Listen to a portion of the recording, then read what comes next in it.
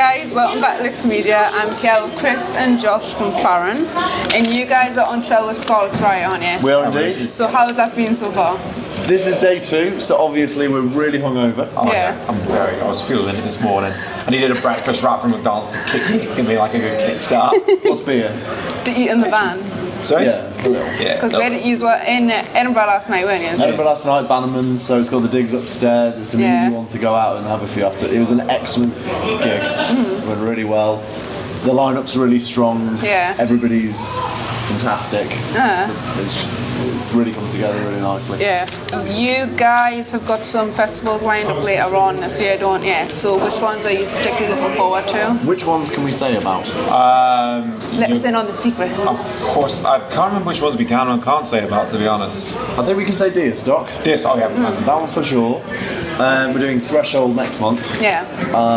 Which we can say. Then safely, July and August, most of our gigs are festivals. Yeah. So if you go on our Facebook Fahran page, it's all on there, and all will be.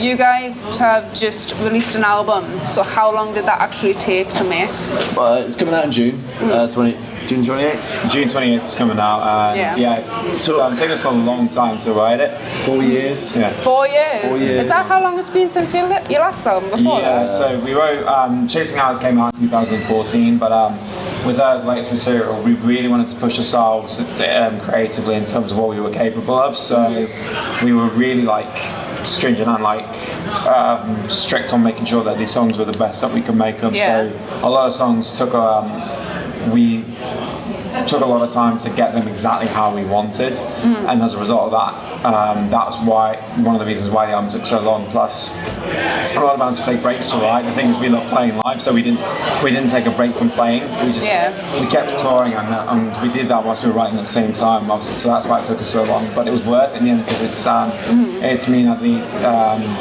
we ended up with an album which we're all really proud of. So and you guys just did a music video for that, didn't you? We did, yeah. So do you actually like doing music videos, or is it more of a chore, like something like It's the hard bit is coming up with the idea, and then when we get into it, it's fine.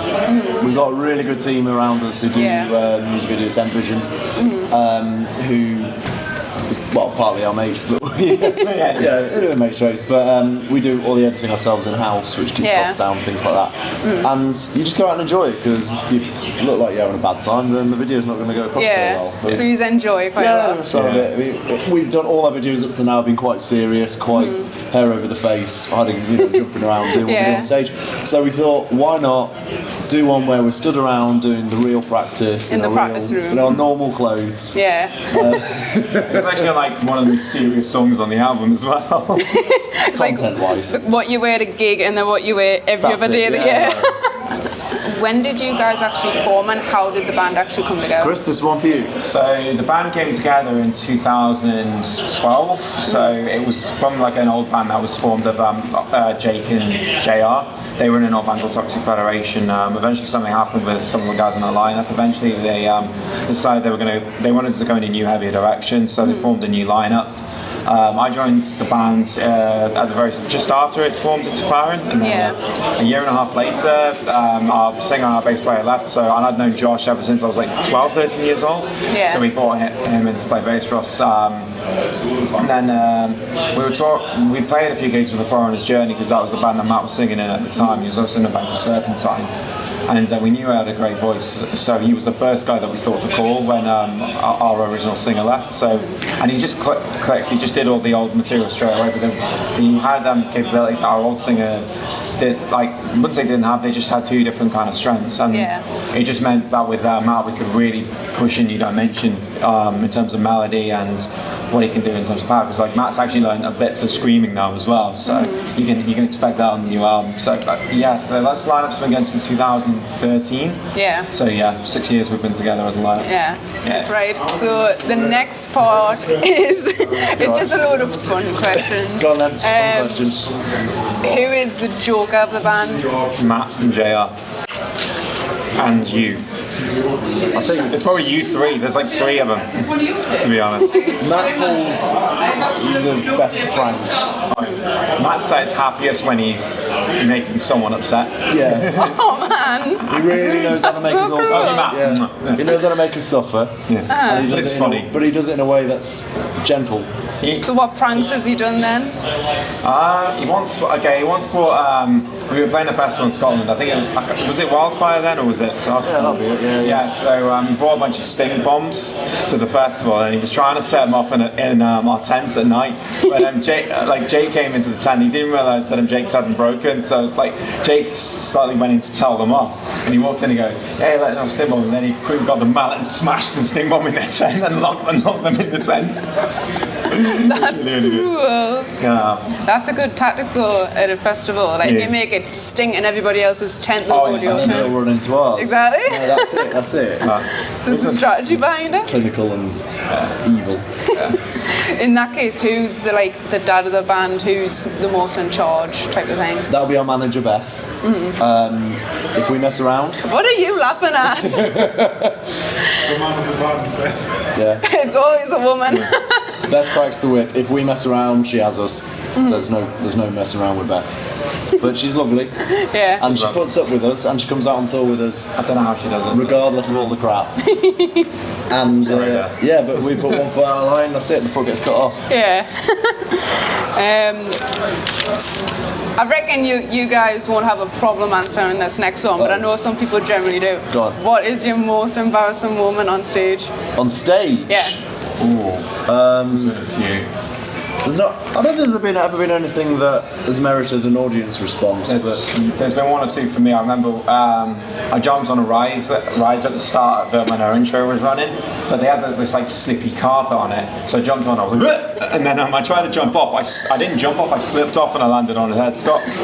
And my hair got caught, so I'm there I know how that feels. I had to rip it out. And when he did, it ripped out one of my tuning pegs. Yeah, sorry. Really? Yeah, sorry. It was cool, I replaced it. Yeah. It was fun. The other one was this was when our original singer Nick was in the band. I was trying to be cool. It was like a tiny venue in Derby, the Vic, I think it's called. I can't remember. But I was on the floor trying to be all cool, and he didn't realise I was behind him. He walked backwards and fell arse over me. Yeah. There's been lots of hair entanglement through swishing too near on stages that are a little bit smaller. Yeah. There's been lots of cuts on foreheads from headstocks. That is why when I play live, I outright refuse to be next to the bass player for that very reason. It doesn't matter if it's a small stage or a big stage, he finds a way of knocking into someone. And my bass is pointy. Yeah. And your Kingdom was your Fenders. We've had a good amount of falling over. Usually, if you windmill, you get a bit dizzy. Yeah. And then there's sort of a 5-second gap after you're trying to rebalance. And I've fallen over on amps before, cut arms, cut chests, cut heads, faces, Yeah. all that. Smack you. I think I've cut my mouth on the microphone before, being a bit too vigorous with a shout. There was a grounding issue at one of we played Derby Theatre. I know there was a grounding issue with the mic, so I managed. It's actually on video of me getting an electric shock off the mic and jumping backwards. Stumbles, it's beautiful. Yeah, really, yeah. So you got footage of that? Yeah. So yeah, but there's footage of that somewhere. You should totally send that to us so we can actually put it in the video. I'm down with that. I'll see if I can find it actually. Just anything that happens is just funny. I remember there was a chicken outside a venue. An actual chicken. A An real actual live chicken. actual chicken. And Why? I don't know. And he caught the chicken, but apparently, what was the said you have to do? You have to hold your arms out like an eagle, and then they kind of duck. So then you just grab the chicken. You actually caught a I chicken. used to work in a chicken farm. I know how chickens work. Did you just go over and pick it up? Yeah. I did the arm thing. wanted to say hi to the It chicken. ducked down because they thought I was an eagle, and I picked the thing up. Did it not run away? Nope. He knows what he's doing. He's from rural Shropshire. Chicken whisperer. Just animal whispering. I'll tell you what, quick plug for Birdwell. Joe Lally's just taken it over. He's done a really fucking awesome job of doing the stage. He's done an amazing job of the sound side. He's got an incredible bass rig if you're a bass player and your rig is awful. And it's incredible. Yeah, he's actually just taken over Warehouse 23 as well. Yeah, in Wakefield. Yeah. And he's our mate. and it'd be rude for us to not plug his venue. Exactly. But cracking new place to play. Yeah. Amazing stage. It's got a huge LED screen in the back. We did one of our music videos there. Which one? It was standalone. Aye. Midway through one of the takes, we uploaded a giant penis onto the LED screen behind. That's something that you would do. The video, yeah. Oh yeah, we had It's to do what you it. haven't grasped. Every musician will do that. I wouldn't do It was that. incredibly funny. You're obsessed with dicks. Why are guys obsessed with that, man? Yeah, funny things. They look stupid. It's like the a old- fish that's eating its own ass. The old saying, you give a man a fish, he'll eat for a day. You give him a pencil, he'll draw a dick. That's true. That's very true. To be fair, girls say suck my dick more than men do. Exactly. I don't. I live with a girl from when I was in uni. There was a girl called I can't remember her name anymore. But she lived in my flat in the first year of uni, and literally every single day she'd find a good suit to go suck my dick. It was just like, do you need one first? I was like, apparently not. In this day and age, there's no guarantee for that. Yeah, 100%. This is 2019. She might have had one. Maybe. She might have been quite literal with that. Maybe. She might have been really disappointed that you didn't. What countries, if you guys could pick to go and see, like tomorrow, if he's got a gig like that, what countries would you go to play in? America. Japan. Oh wow, those two very different things. Yeah, Japan. Well, and America as well. But I would love to play like Japan, definitely. Why Japan? I just love the culture there. I reckon like we'd go down that well there as well. Yeah. It's like a really good rock scene over in Japan, so I just want to see Japan more than We've had a big, quite a big calling from a lot of people in America who want us to go over and play. Logistically, a bit of a pain in the ass. It'd be great to do. Yeah. Quite costly as well. Yeah, that's the other side. You know, there's a lot of floors we need to crash on, Yeah. and rich benefactors. Who knows? So what state would you want to go to? Louisiana. Yeah? Man versus Food's got the best barbecue. So basically you want to go just to barbecue? Yeah. Sounds like a plan. And if we can play a couple of gigs, although to be fair, maybe we're not the best music scene for there. I don't know. I think I'd like to do Europe as well, definitely. Europe would be fun.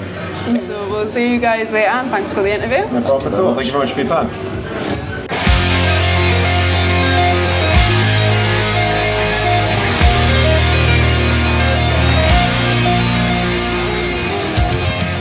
Do you want a silly answer as well? Yeah, go on then. Okay. You have to ask the question again.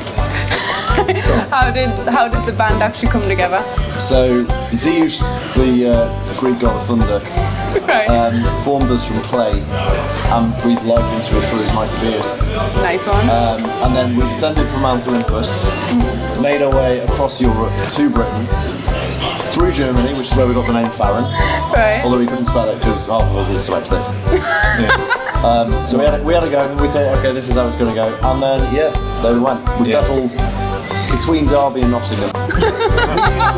we used hoverboards.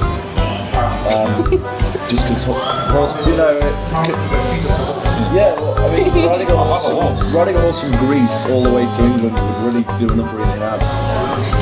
So we, hoverboard. That's how we came together. Yeah. We actually got these pink ones from Back to the Future. Oh yeah. That actually happened. That was actually a thing. It was actually in Greece. Yeah. Mint. Is there anything that you guys want to like add in? Or I'd like to know how well we've slouched against this wall for the entire time in the ski position. yeah, I'm only 5'2". Sorry. How tall are you guys? Nearly 6 foot, so my back is fucking killing me. I'm also 6 foot. You're a tiny bit taller than me, aren't you? Yeah, so.